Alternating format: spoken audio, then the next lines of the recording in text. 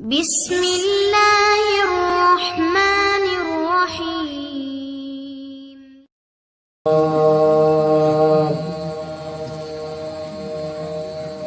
شہید کربلا بابا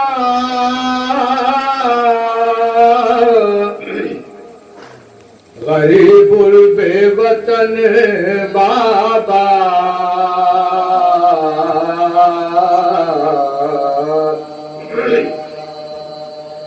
شہید کربلا بابا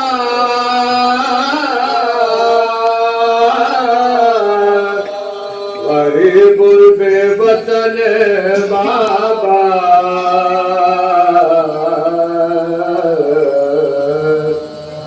ملانا قطرہ پانی کا ہوئے تشنہ دہن بابا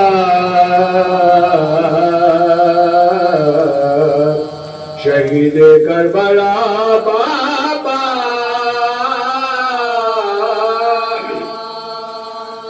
حسن کو زہر دلوایا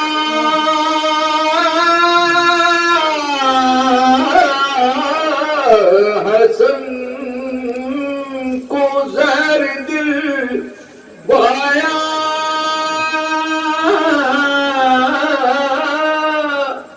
گلا تیروں سچ دیوایا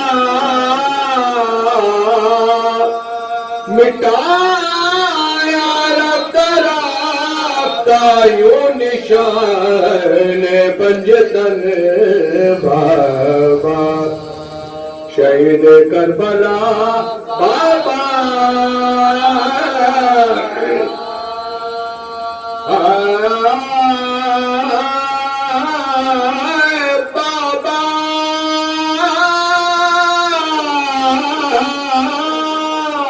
اگر میرا ہمیں ہوتی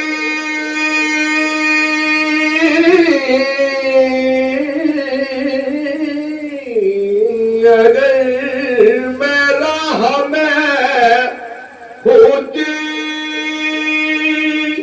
تمہاری لاش پر روتے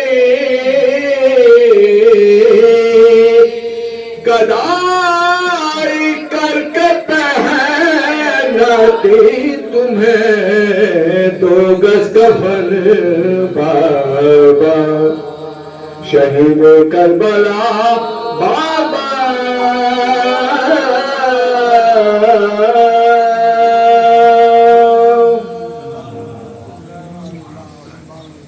نعرے صلوات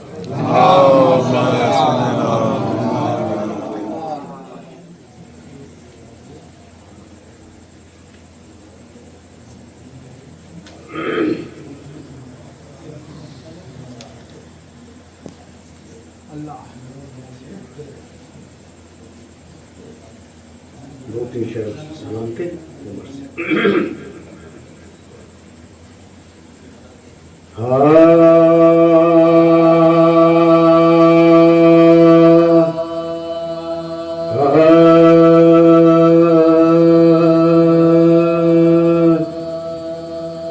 یہ وجہ ہے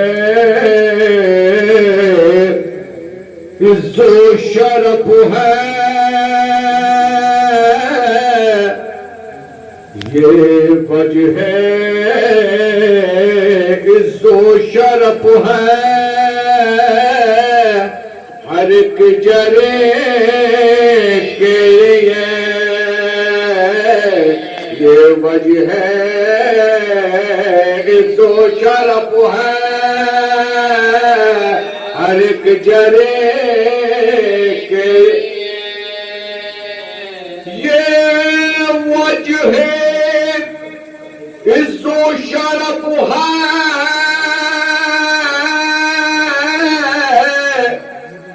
ہر ایک جری کے لیے کہ ذوالفقار اتاری گئے علیہ کے ہم ذوالفقار اتاری گئے ارے کے لیے یہ وجہ ہے عز و شرف نعرہ سلوات چلے کے لیے نبی علی کے لیے ہے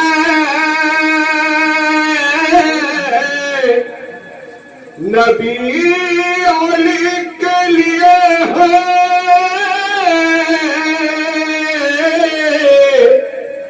علی نبی کے لیے یہ دو چراغ ہے دنیا میں روشنی کے نعرے سنو یہ دو چراغ ہے دنیا میں روشنی کے لیے یہ وجہ عز و شرف ہے ہر ایک جرے نہ ہو امام تو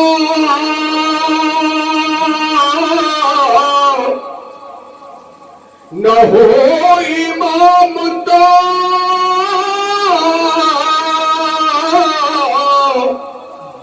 تسبیح ایک مالا ہے نہ ہو امام تو تسبیح ایک مالا ہے امام ہونا ضروری ہے بندگی کے امام ہونا ضروری نعرے سماعت یہ وجہ عز و شرف ہے ہر ایک جرے کے لیے یہ وجہ عز و شرف ہے ہر ایک جرے کے یہ کربلا میں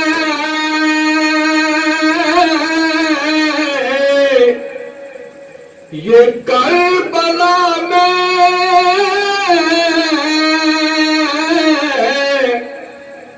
نہیں تربت شہیدوں کی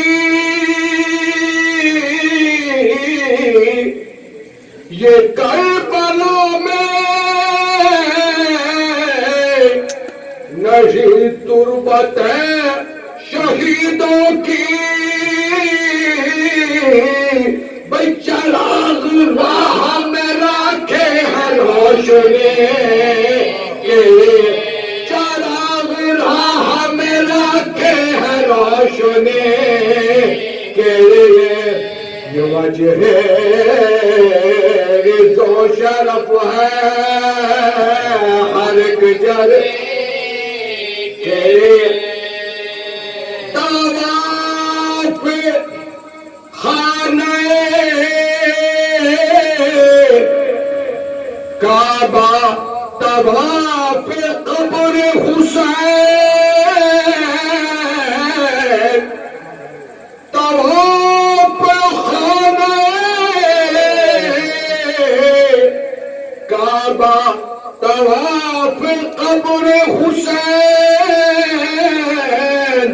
یہ دو طواف ہے ایمان کے زندگی کے لیے یہ دو طواف ہے ایمان کے زندگی کے لیے یہ وجہ عز و شرف ہے ہر ایک جرے کے لیے کریم موڑ دے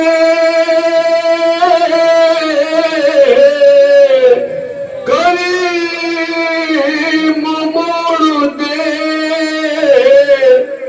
کوثر کو کربلا کی طرح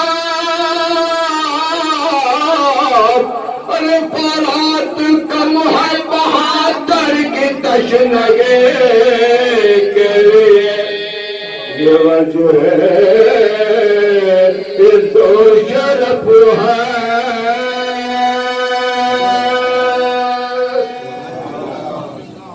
فاتحہ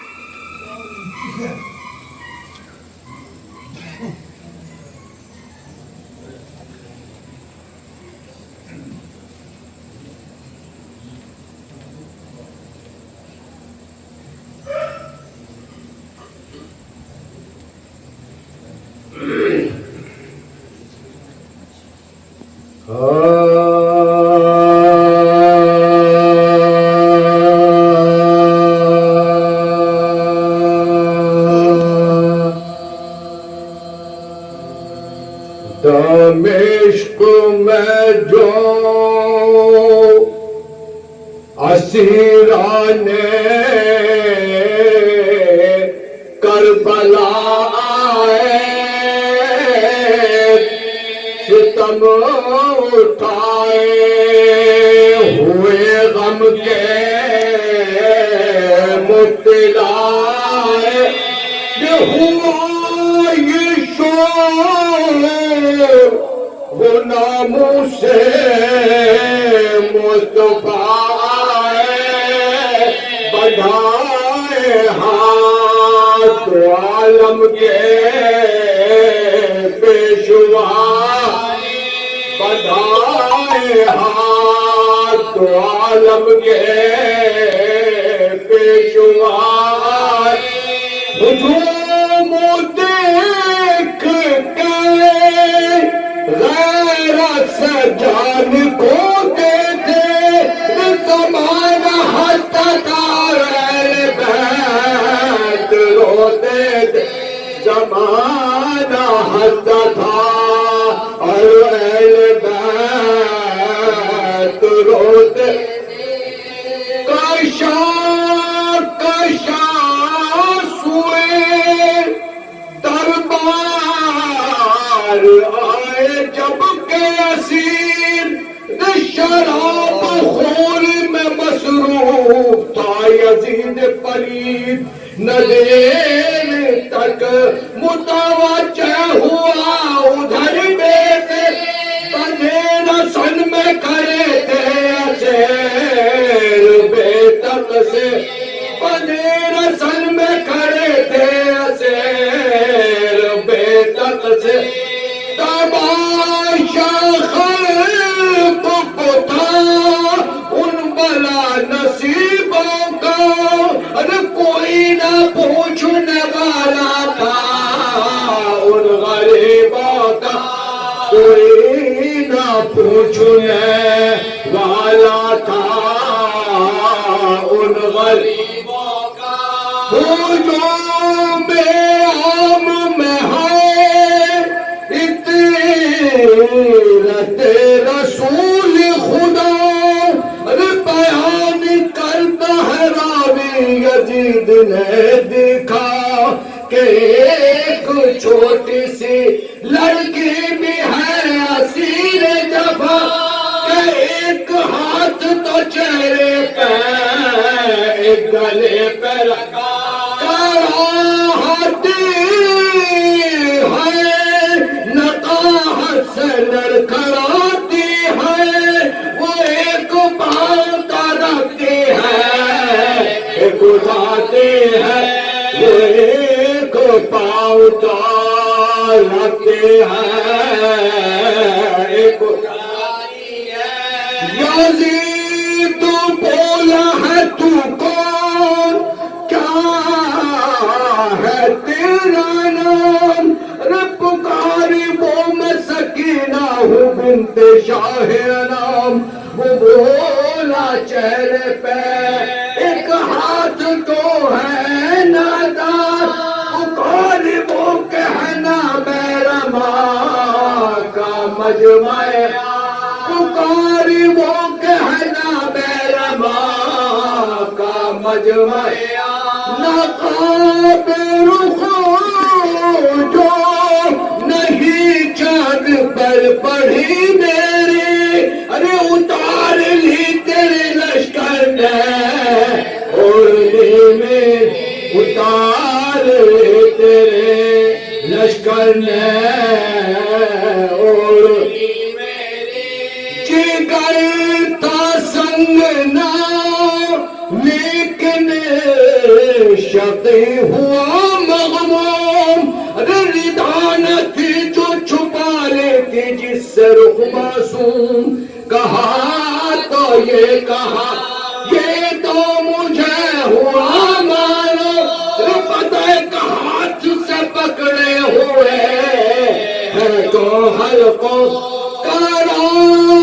کراہنے کی دہن سے صدا نکلتی ہے کہ بار بار تو پاؤں کو بدلتی ہے یہ بار بار تو پاؤں کو بدلتی ہے یہ 4 سال کا سنے وہ پہاڑ سا رستہ سوار سب تیرا لشکر تھا ہم پیادہ پا انافتوں سے بدشوہار آئے جب اس یہاں بھی حکم نہیں ہم کو بیٹھنے کا ملا یہاں بھی حکم نہیں ہم کو بیٹھنے کا ملا قدم جو دونوں ہے زخمی تو لڑکھڑاتے ہو جب ایک کو جھکتا ہے تو دوسرا اٹھاتے جب ایک کو جھکتا ہے تو دوسرا اٹھاتے ہو خدا کا خوف نہ کی شرم مصطفیٰ سے ذرا کہا کہ ہاتھ گلے پر ہے تو سبب ہے کیا کہا سکینہ نے رسی سے یوں کسا ہے گلا رسن گلے میں ہے پیوستہ دم ہے میرا گھٹا رسن گلے میں ہے پیوستہ دم ہے میرا گھٹا گرے ہوتی ہے کہ مشکل سے بول سکتے ہو گلے کے زخموں جو چھلتے ہیں ہاتھ رکھتے ہو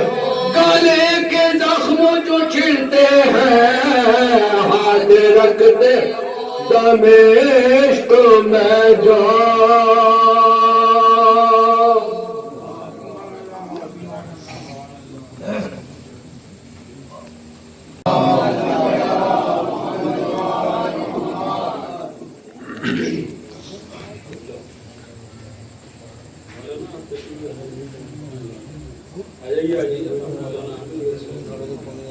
اجازت بھی مجھے لینی ضروری ہے آپ سے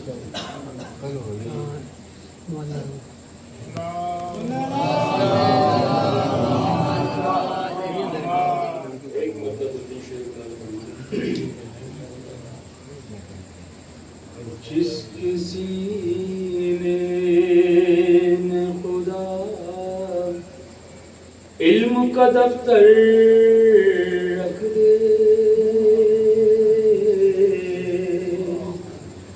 جس کے سینے میں خدا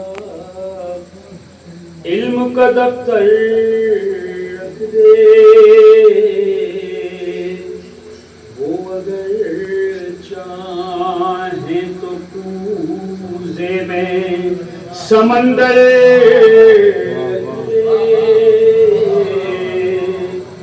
وہ اگر چاہیں تو سینے میں سمندر رکھ دے اور کیسے حسنین ہوئے دوش محمد بے سوار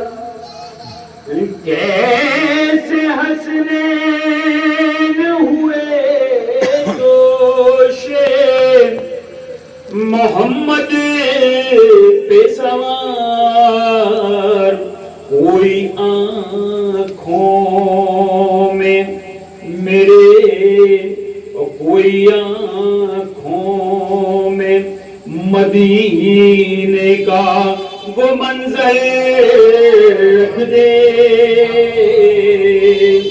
جس کے سینے میں خدا علم کا دفتر رکھ دے۔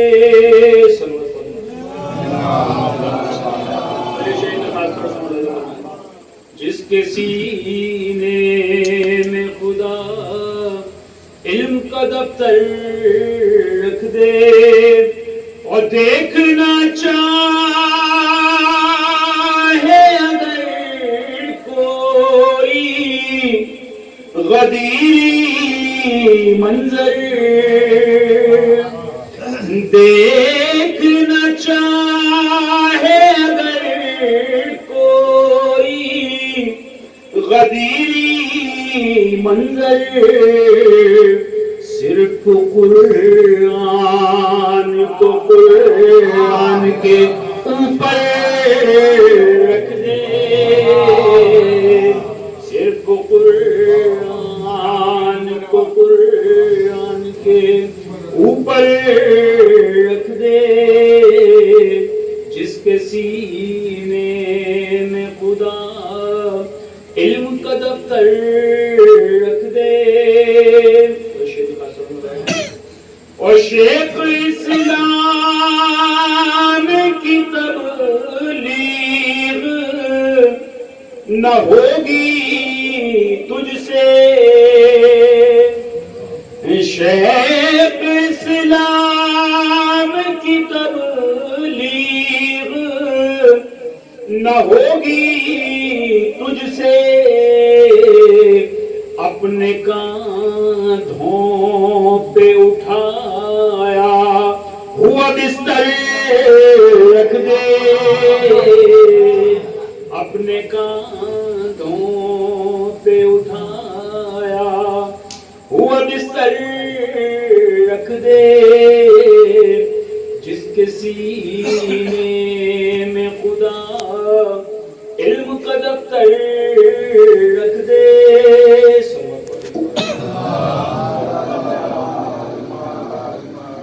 جس کے سینے میں خدا علم کا دفتر رکھ دے، اور تیرا بس ہی نہیں چلتا ہے منافق ورنہ،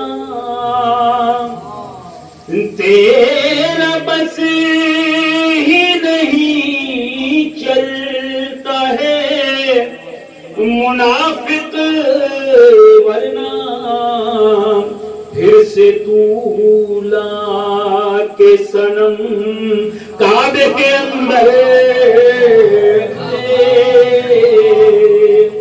جس کے سینے میں خدا علم کا دفتر رکھ دے، اور ٹھوکرے خود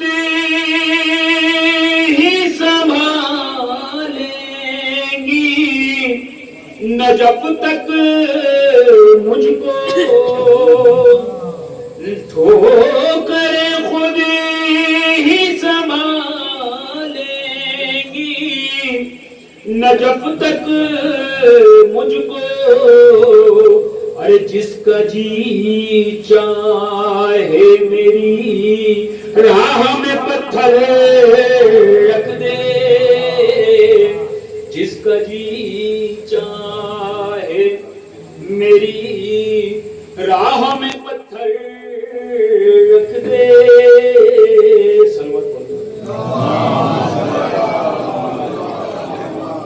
جس کے سینے میں خدا علم کا دفتر رکھ دے،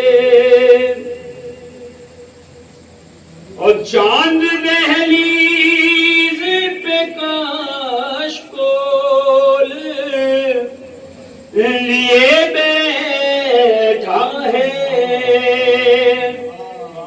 چاند دہلیز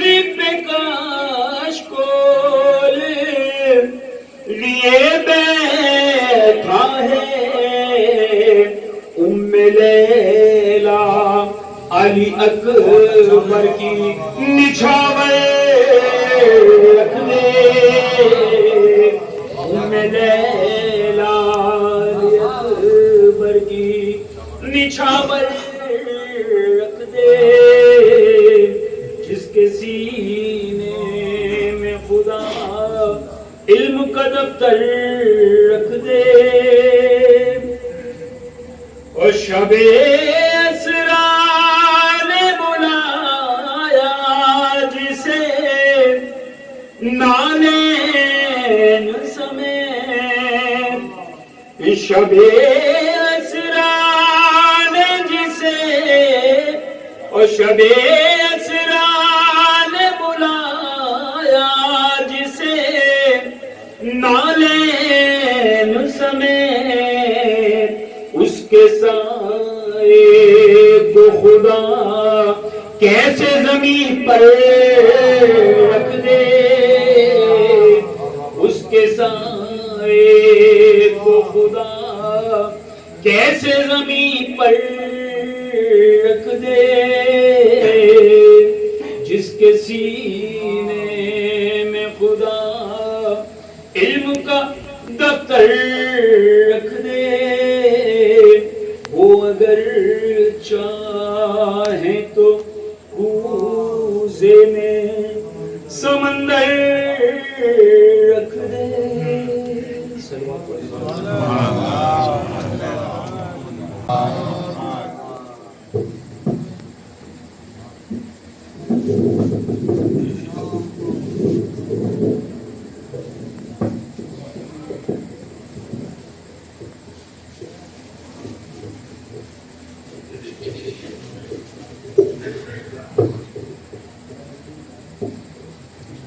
فاتحہ.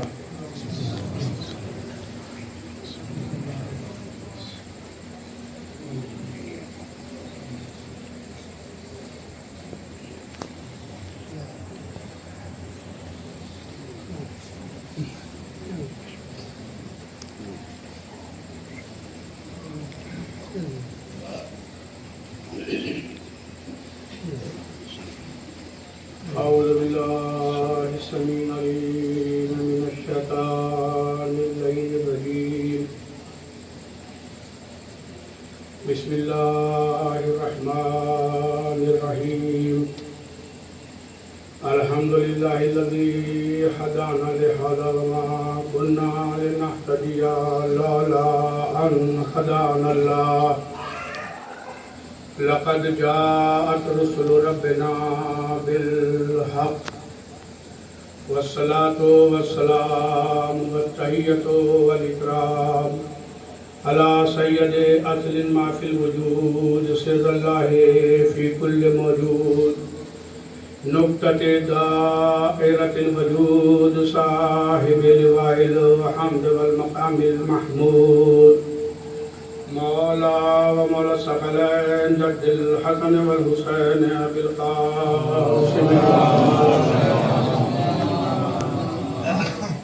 وعلى آله الطيبين الطاهرين المعصومين.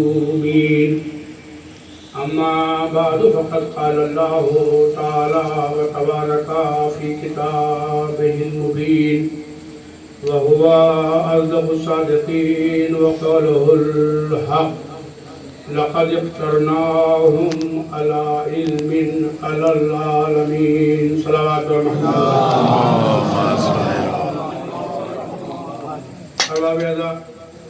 وقت بہت ہو چکا ہے اور میں اس بات کا لحاظ رکھوں گا اور تھوڑی دیر آپ متوجہ رہیے. ابھی جو پچھلی مجلس میں نے آیت کریمہ آپ حضرات کے سامنے پیش کی تھی اسی کو میں نے آپ کے سامنے اب تلاوت کیا ہے کہ قرآن اعلان کر رہا ہے کہ لقد اخترناہم علی علم علی العالمین. ہم نے ایک خاندان کو علم کی بنیاد پر عالمین کا مختار بنا دیا ہے. صلوات بر محمد. عزیزان محترم، اہل بیت اطہار کی شان کو پہچاننا، ان کی معرفت حاصل کرنا، ان کی علمی حیثیت کا تصور بھی قائم کرنا یہ ناممکن ہے. پوری دنیا مل جائے، تمام عالمین مل جائیں اور یہ چاہیں کہ کہ ان کے علم کی تھا کا اندازہ ہو جائے تو نہیں ہو سکتا. میں تو یہ کہتا ہوں کہ اگر ان کے گھروں کی کنیزیں اور اگر ان کے گھروں کے غلاموں کے علم کا اندازہ ہو جائے تو یقیناً یہ بھی بہت بڑی بات ہوگی. لیکن کائنات بھی مل جائے گی تو بھی غلامان آل محمد اور کنیزان آل محمد کے علم کی کیفیت کا اندازہ ہم اور آپ نہیں لگا سکتے. عزیزان محترم، ہمارے یہاں ایسے بڑے بڑے علماء گزرے ہیں. دیکھیے وہ نبی کے زمانے میں نہیں تھے، وہ کسی امام کے زمانے میں نہیں تھے، لیکن بعد میں جو انہوں نے دین کی خدمات کی ہیں ان کی منزلت اتنی بلند ہے اس کو بھی ہم اور آپ سوچ نہیں سکتے، سمجھ نہیں سکتے کہ آخر ان کی منزلت اتنی بلند کیسے ہو گئی. اور عزیزان محترم، جو آل محمد کے چاہنے والے ہوں، آل محمد ان کا ساتھ ہر لمحہ دیتے ہیں، ہر لمحہ دیتے ہیں. دیکھیے علی بن یقین کون ہے؟ امام موسیٰ کاظم علیہ السلام کے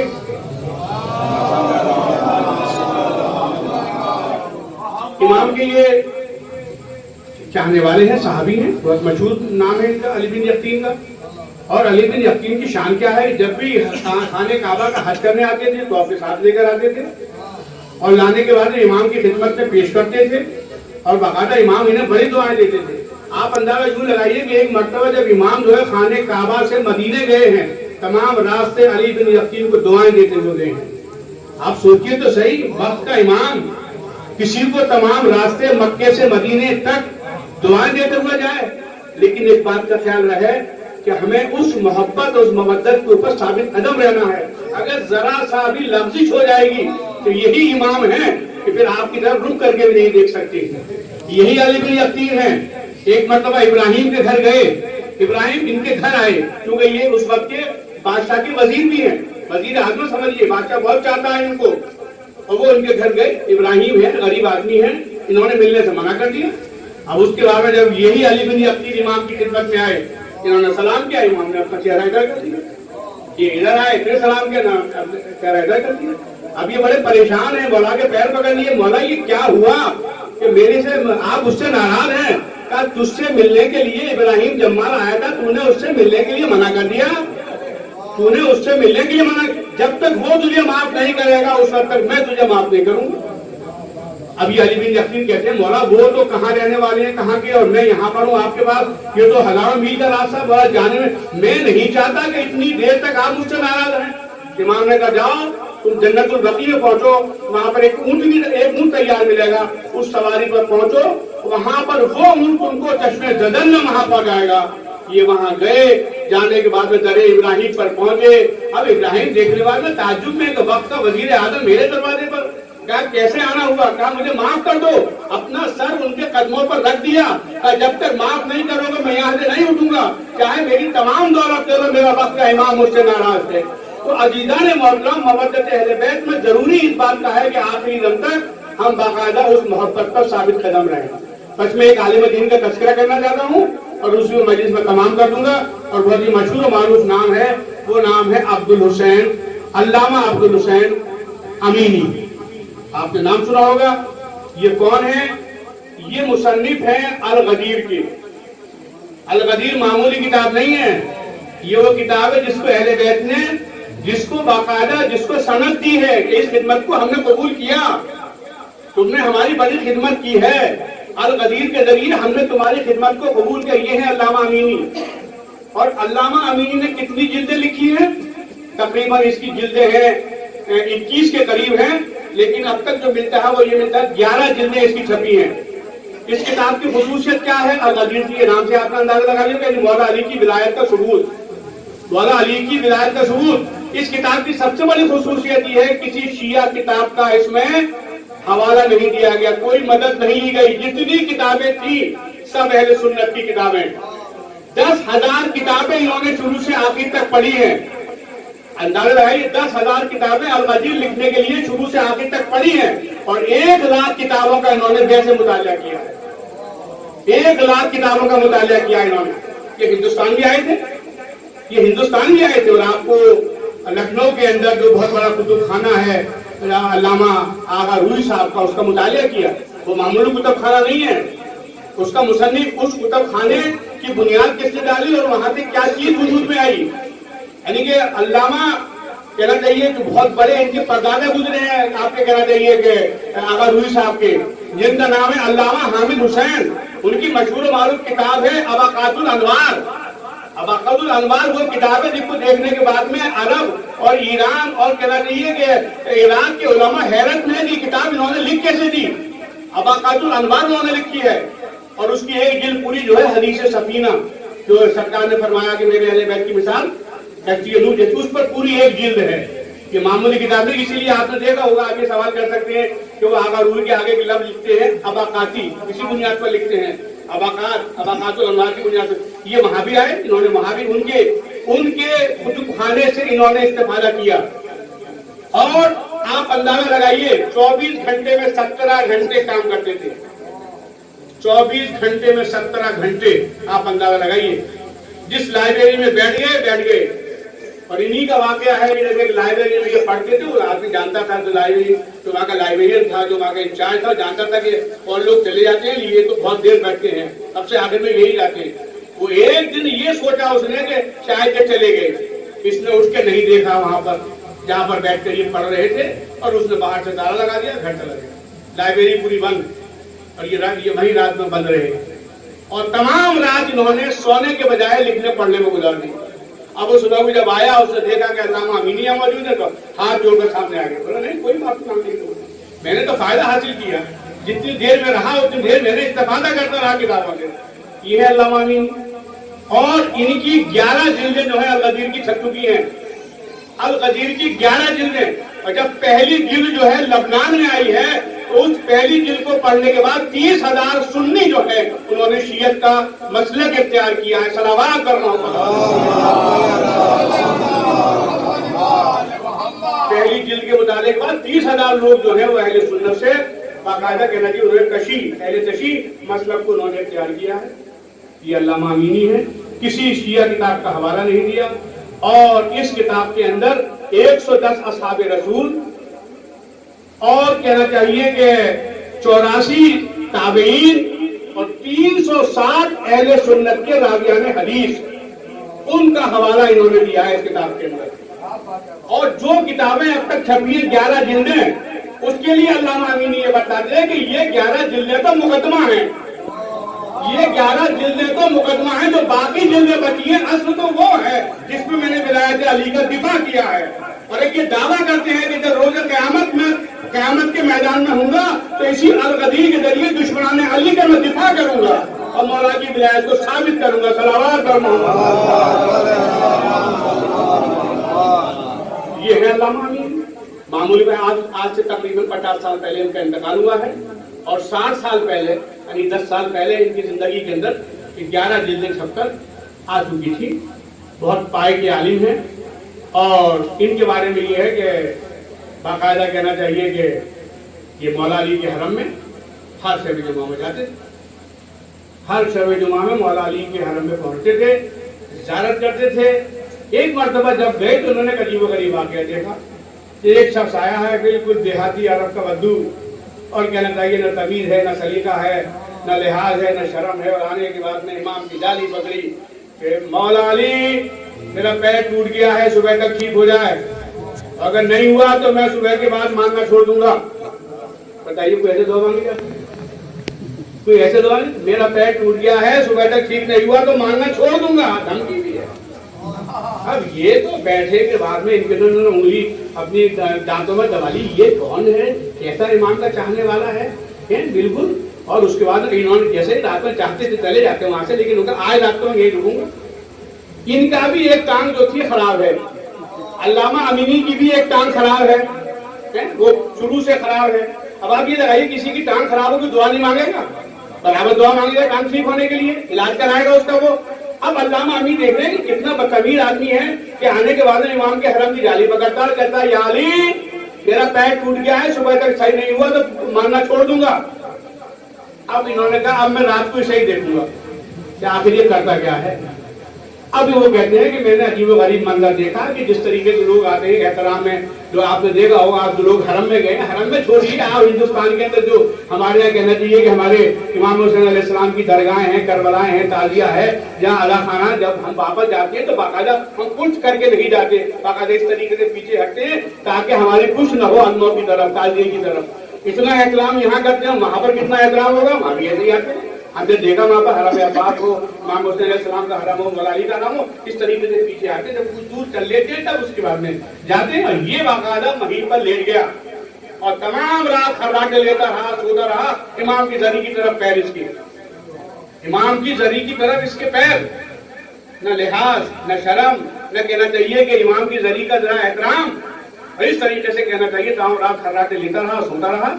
अब अल्लामा अमीन तमाम रात दुआएं पढ़ते रहे, नमाजें पढ़ते रहे, इसे देखते रहे, इसे देखते रहे, इसे देखते रहे कि आखिर ये क्या मामला है, कौन है ऐसा गुस्ताख जो इमाम से मांगता है लेकिन मांगने का तरीका वो नहीं है जो होना चाहिए। इमाम से मांगने का तरीका सलीका आना चाहिए इंसान को।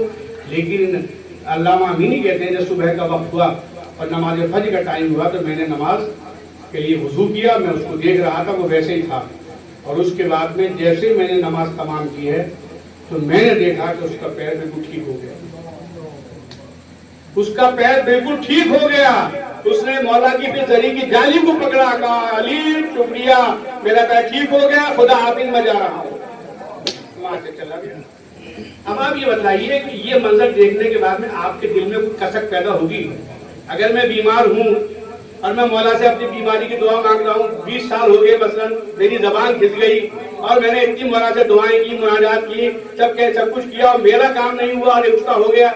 अब इनके दिल में ये ख्याल तो पैदा हुआ कि मेरा पैर खराब है, और मामूली आदमी नहीं है, जो अल-गदीर का लिखने वाला हो, जो मौला का इतने चाहने वाला हो, जो मौला के जिसने विलायत को साबित किया हो।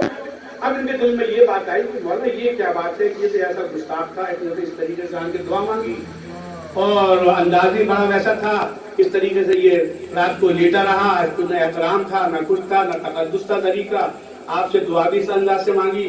और मैं देख रहा हूँ कि मौला एक मरतबा इसने दुआ मांगी और सुबह कोई ठीक होकर चला गया।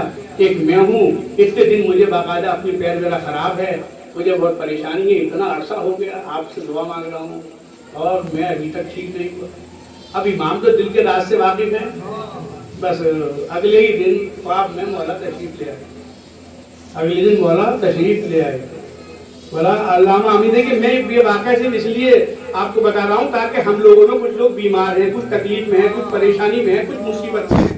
जब वो मुसीबत और तकलीफ का सिलसिला बढ़ जाता है तो कभी कभी हमारे ध्यान में ख्याल आता है कि इस पर अज़ाब इलाही तो नहीं है, इस पर अल्लाह का अज़ाब तो नहीं है।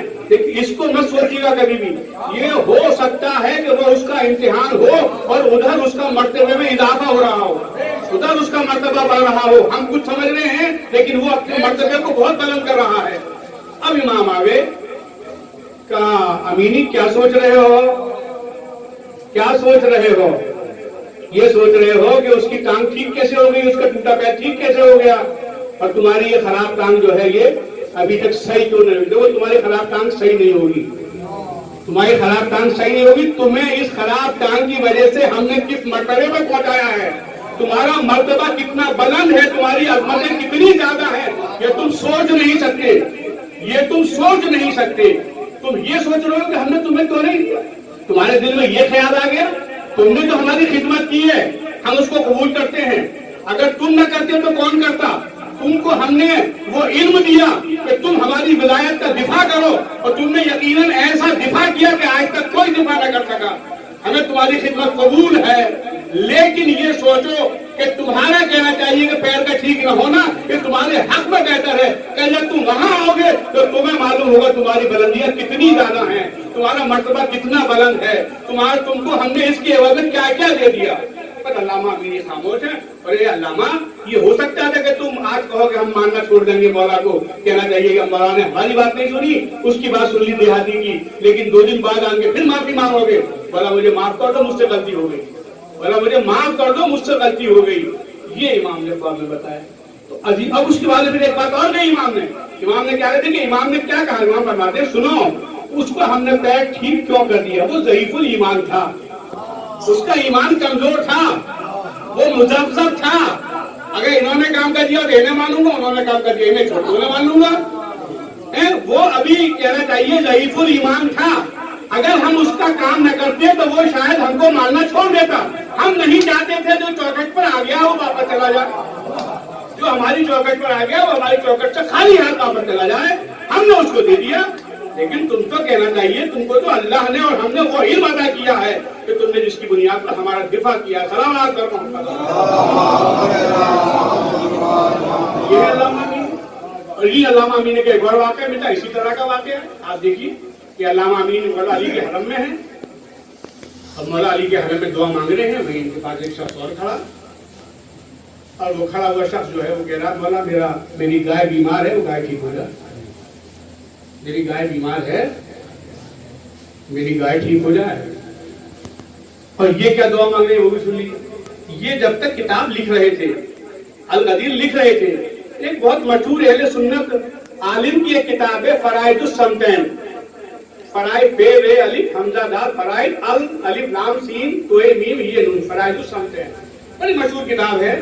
اور اس سے یہ مولا علی کی ولایت کے لیے کچھ کہنا چاہیے تو میٹر لینا چاہتے تھے, اس کو پڑھنا چاہتے تھے تاکہ اس سے یہ کچھ اور میٹر لے اور مولا علی کی ولایت کو ثابت کریں. وہ انہیں نہیں مل رہی. بہت کوشش کی انہوں نے, سب جگہ گئے, وہ کتاب ان کے ہاتھ نہیں آئی. یہ دعا مانگ رہے تھے مولا مجھے جو ہے فرائض الصمتین مل جائے, میرا کام سب مکمل ہو گیا ہے, بس یہ کتاب مل جائے تاکہ میں اسے پڑھنے کے بعد اس کام کو سمیٹ دوں. انہوں نے یہ دعا مانگی. اس نے کہا میری گائے بیمار ہے تو ٹھیک کر دو. اگلے دن جب پھر گئے دونوں کے دونوں تو وہ بھی آیا گائے والا اور کہتا مولا آپ کا شکریہ, میری گائے تو ٹھیک ہو گئی, میری گائے تو ٹھیک ہو گئی. اور ان کو وہ کتاب ابھی نہیں ملی. اب یہ بہت پریشان ہے. پھر انہوں نے امام کو خواب میں دیکھا اور امام آنے کے بعد میں خواب میں وہی بات کہتے ہیں, اتنی جلد بازی کس بات کی, ابھی اور انتظار کر, ابھی اتنی جلد بازی کس کی, ابھی کچھ اور انتظار کر, تیرا بھی کام ہو جائے گا. اور وہ جو شخص تھا وہ بھی ایمان میں کمزور تھا. وہ جو شخص تھا جو دعا مانگ رہا تھا وہ ایمان میں کمزور تھا. ہم نے اس کی دعا کو قبول کر لیا. اب آپ نے دیکھا ہوگا جب ہمارے یہاں 9 محرم کی ذات برآمد ہوتی ہے تو اہل سنت اور ہندو حضرات دعائیں مانگتے ہیں. اور میں نے بھی دیکھا ہے, باقاعدہ ہم نے گھر میں بھی سنا ہے, ان کی دعائیں فوراً قبول ہوتی, فوراً, دیر نہیں لگتی. کیوں قبول ہوتی؟ ہم تو نمازیں پڑھ رہے ہیں, روزہ رکھ رہے ہیں, دعوتوں کو جا رہے ہیں, حج کر رہے ہیں, دعوتیں اٹھا رہے ہیں, سب کچھ کر رہے ہیں, کام جاگ رہے ہیں. وہ کل اس نے آنے کے بعد میں منت مانی اور 2 دن کے بعد اس کو منت مل گئی. وجہ اس کی یہی ہے کہ وہاں ایمان میں کمزوری ہے. مولا نہیں جاتے جو دروازے پر آ گیا واپس چلا جائے. ابھی میں یہ کل بیٹی فون پر بتا رہی تھی, دلی کے اندر نوئیڈا میں رہتی ہے, وہ بتا رہی تھی ہمارے بلڈنگ کے قریب ایک اور بلڈنگ ہے جہاں پہ اور لوگ مسلمان رہتے ہیں. 2 ہندو جو ہیں باپ اور بیٹے وہ مسیح کے لیے جا رہے ہیں ایران. بیٹا یہ کون ہے کہ بھائی یہ وہ ہے, انہوں نے کوئی منت مانی تھی مولا سے, مولا نے ان کی منت کو سن لیا. مولا نے ان کی منت کو سن لیا. اب یہ دونوں باپ بیٹے ہندو ہیں لیکن دونوں کی کل فلائٹ ہے اور کل یہ باقاعدہ عراق مکی کے لیے جا رہے ہیں. تو عزیزان محترم وہ جانتے ہیں کہ ہم امتحان دے سکتے ہیں, یہ امتحان نہیں دے سکتے, اور جو امتحان نہیں دے سکتے اس کی منت پہلے بناتی ہے اور چاہنے والوں کی بعد میں آ جاتی ہے. صلوات پر محمد. اب وہ واقعہ میں جب ان کی دماغ میں یہ خیال پیدا ہوا تو امام نے خواب میں بتا دیا کہ ایسے تھا. اور اب چند دن کے بعد میں ان کے محلے میں کسی شخص نے نیا مکان خریدا. نیا مکان خریدا. جب آدمی نیا مکان خریدتا ہے تو اس میں سب سامان جو ہوتا ہے, جو ایسا سامان جو پھینکنے کا اس کو وہ پھینک دیتا ہے, اور جو کام کا سامان ہے اس کو جمع کر لیتا ہے. اس نے جب اپنے مکان کو کیا صاف کرنا شروع کیا تو اس پہ کتاب نظر آ گئی. اب اس نے سوچا کہ میں تو پڑھا لکھا ہوں نہیں, یہ کتاب میرے کام کی تو نہیں ہے, لیکن یہ قریب میں جو ہمارے علامہ امینی رہتے ہیں یہ پڑھے لکھے آدمی, ممکن ہے ان کے کام میں آ جائے. بس وہ فوراً دوڑتا ہوا ان کے پاس آیا اور کہا یہ کتاب جو ہے میں نے مکان خریدا ہے اس میں مجھے ملی ہے, ردی میں ملی ہے, یہ اگر آپ کے کام کی ہو لے لو. اب جو انہوں نے اس کتاب کو اٹھایا تو اس پر لکھا ہوا تھا فرائض الصمتین. جس کتاب کی دعا کر رہے تھے وہ بغل سے اس کو کتاب مل جاتی ہے. سلام محمد یہ وہ علماء ہیں جن کی خدمات کا تصور ہم اور آپ مل کر نہیں کر سکتے. انہوں نے وہ کام کیا ہے کہ دین کو استحکام عطا کیا ہے. مولا علی کی ولایت کو پوری دنیا میں پہنچایا, پوری دنیا میں پہنچایا. اور ان کی ایک بہت مشہور لائبریری ہے, بہت مشہور لائبریری ہے, اور اس لائبریری کا نام ہے کتب خانہ امیر المومنین. یہ وہیں پر ہے, آپ کے عراق میں ہے. عراق میں کتب خانہ امیر المومنین. 50 سال پہلے ان کا انتقال ہو گیا, بس میں اپنی منزل پر آ گیا. اور جب ان کا انتقال ہو گیا تو ان کا بیٹا بھی عالم ہے. اس نے دل میں سوچا کہ شاید میرا باپ جو ہے مجھے خواب میں آن کے بتائے کہ اس کا مرتبہ کیا ہے. ہر آدمی کو اپنے باپ پر فخر ہوتا ہے, میرے باپ نے یہ کتاب لکھی, میرے باپ نے یہ کتاب لکھی, میرے باپ نے مولا کے لیے یہ لائبریری قائم کی, یہ کام کیا, وہ کام کیا. تو ان کے بیٹے نے سوچا کہ میرا باپ شاید مجھے آنے کے بعد میں خواب میں یہ بتائیں گے کہ کہنا چاہیے کہ وہ کس منزل پر ہیں اور کون سی خدمت ان کے کام آ گئی.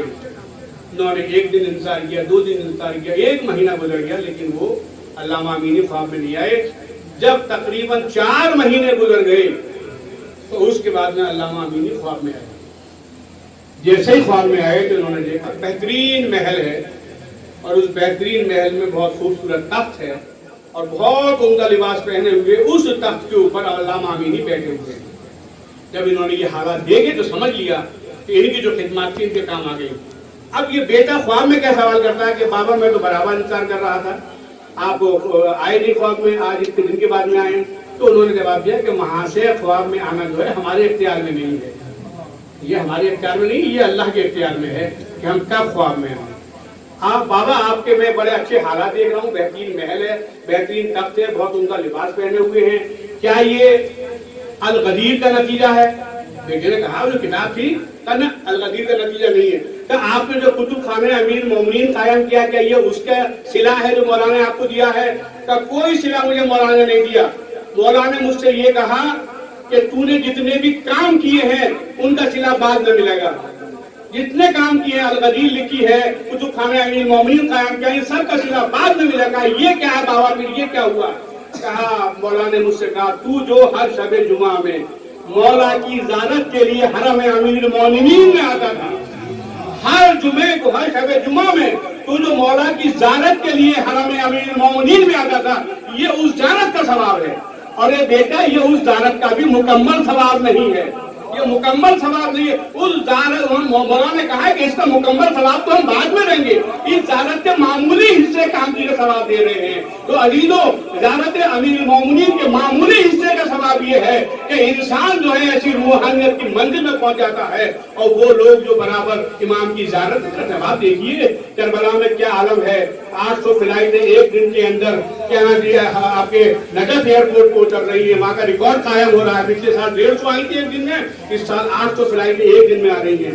ہر جگہ لبیک یا حسین, لبیک یا حسین, لبیک یا حسین, لبیک یا عباس کی صدائیں بلند ہو رہی ہیں. پوری کائنات دیکھ رہی ہے یہ کیا ہو رہا ہے, یہ کیا ہو رہا. پوری کائنات گواہ ہے اس بات کی کہ اب تک کوئی بھی مسلک اور مذہب کا ایسا ماننے والا نہیں ہے کہ جس کے یہاں اتنا بڑا اجتماع جمع ہوتا ہو, اتنا بڑا مجمع جماعت ہو, 7 کروڑ اور 6 کروڑ اور 5 کروڑ لوگ بیک وقت جمع ہوتے ہو. نہ کھانے کی پریشانی ہے, نہ رہنے کی پریشانی ہے, نہ پینے کی پریشانی ہے, ہر شے وہاں موجود ہے. اس لیے کہ یہ وہ امام ہیں کہ کائنات کے ہر شے پر ان کا اختیار ہے. جس کا اختیار ہر شے پر ہو وہاں ظاہر پریشان نہیں ہوتا, ساری سہولتیں وہاں پر مل جاتی ہیں. میں کہوں گا مولا آپ کے صدقے میں کروڑوں کروڑوں آپ کے صدقے میں کھانا کھا رہے ہیں, پانی پی رہے ہیں, سبیلیں لگ رہی ہے, لیکن مولا کربلا میں آپ کا لال حسین 3 دن کا بھوکا پیاسا کربلا کے میدان میں شہید ہو گیا. عزاداروں میں کہوں گا مولا علی اکبر کے سینے پر برشی کا پھر لگا, آئے ضعیف باپ 3 دن کا بھوکا پیاسا علی اکبر کے جنازے پر بیٹھا ہوا. عزاداروں ذرا امام کے یاد و حسرت کا اندازہ لگائیے. جوان بیٹا ہم شکل نبی ہے اور مولا فرماتے ہیں یا بنیا الگ دنیا بعدک الابا, اے بیٹا تیرے بعد جینے کا مزہ نہیں ہے, ارے زندگانی دنیا پر خاک ہے. اب بس عزاداروں کبھی عباس کا مرثیہ پڑھا, الانا انتظار لاری, بھیا تیرے مرنے میں حسین کی کمر توڑی. یہ وہی عباس ہیں کہ جب آقائے خوئی حرم عباس میں جاتے تھے تو پوری زیارت پڑھنے کے بعد 2 جملے کہتے تھے, السلام علیکم یا شباب الحسین, اے حسین کی جوانی تجھ پر میرا سلام. جب تک زندہ تھا حسین جوان تھا, اور جب شہادت ہو گئی تو امام نے کہا میری چہرہ میری کمر توڑ دی.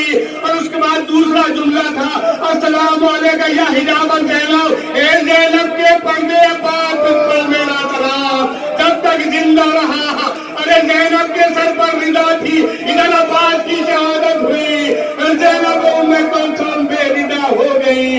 اللہ دارو اس کے بعد امام کا ایک اور نوحہ سن لیجیے, اللہ دارو ایک اور نوحہ سن لیجیے. کسی موقع پر کسی شہادت کے وقت امام نے شیعوں کو یاد نہیں کیا, لیکن ایک موقع ایسا آیا جب لاشیں بیشیر امام کے ہاتھوں میں تھی اور مولا فرما رہے تھے لا تکن فی یوم عاشوراء جمیعا تنظرونی کیف استسقیت فی بحر یرمونی. اے میں علی اصغر کے لیے کس طرح پانی کا سوال کر رہا تھا, اسے ٹھکرا دیا گیا.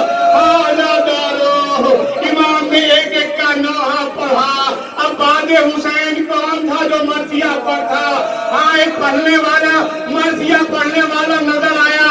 شام کا بازار ہے, ہاتھوں میں ہتھکڑیاں ہیں, پیروں میں بیڑیاں ہیں, گلے میں توگے خاندان ہیں. آل محمد کا غیور امام, ماں بہنیں اور پھوپھیاں بے مکنا و چادر. امام کے زبان پر مرثیہ اقال اللیلال فی دمشق کاندنی من الزن عبد الغابان الرسول. ارے مجھے اس طرح سے ذلیل و رسوا کیا گیا جیسے وہ غلام ہو, ارے جس کی کوئی نصرت کرنے والا نہ ہو. بس حسین کے عزاداروں اور مجلس عزا تمام ہو رہی ہے. آل محمد کا لٹا ہوا قافلہ بازار شام میں پہنچا. علامہ مجلسی لکھتے ہیں کہ امام حسین کا سر نیزے طویل پر تھا. امام کی آنکھیں کھلی ہوئی تھی, لیکن جب مسائل کی ذاتی ہوتی تھی تو آنکھیں بند ہو جاتی تھی, آنکھوں سے آنسو جاری ہونے لگتے تھے. اور اس کے بعد علامہ مجلسی لکھتے ہیں کہ جب بازار شام میں حسین کے سر کو دیکھا تو کیا دیکھا کہ امام کی آنکھیں بند ہو گئی ہیں اور آنکھوں سے آنسو جاری ہے. ہائے میرا ریلا دائم رہا. ارے جس کی ماں کا جنازہ رات کی تاریکی میں برابر ہو, اس کی ماں بہنیں اور پھوپھیاں بے مکنا و چادر.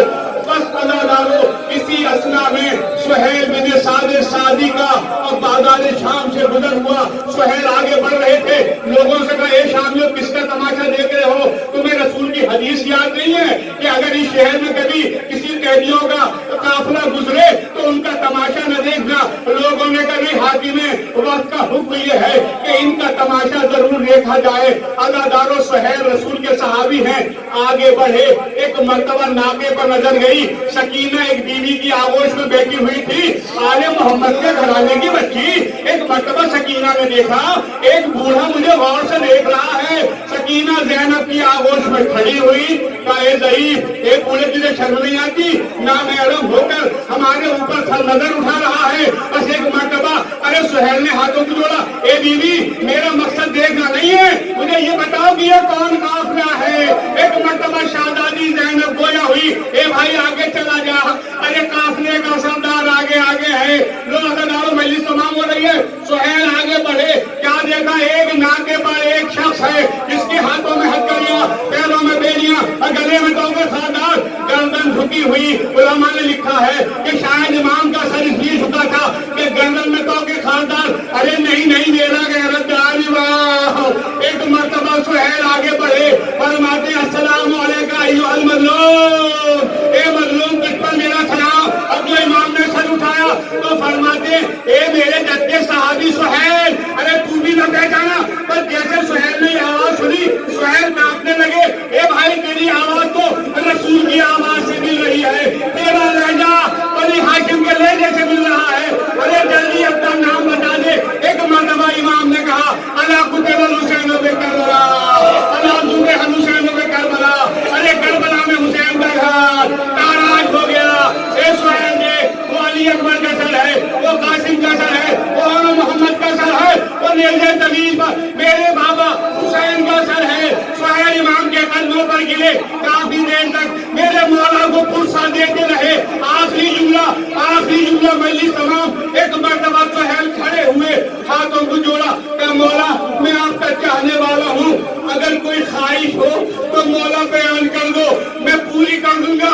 ایک مرتبہ امام نے کہا پہلے میں اپنی پھوپھی زینب سے معلوم کر لوں. جیسے ہی زینب کا نام سنا سہیل نے سر پیٹ لیا, مولا ارے کیا زینب یہاں موجود ہے؟ امام نے کہا سہیل. ارے غضب ہو گیا. ارے رسول کی نوازیاں, فاطمہ کی بیٹیاں, شام کا بازار, ارے تماشائیوں کا مجمع, بے مغنا و چادر.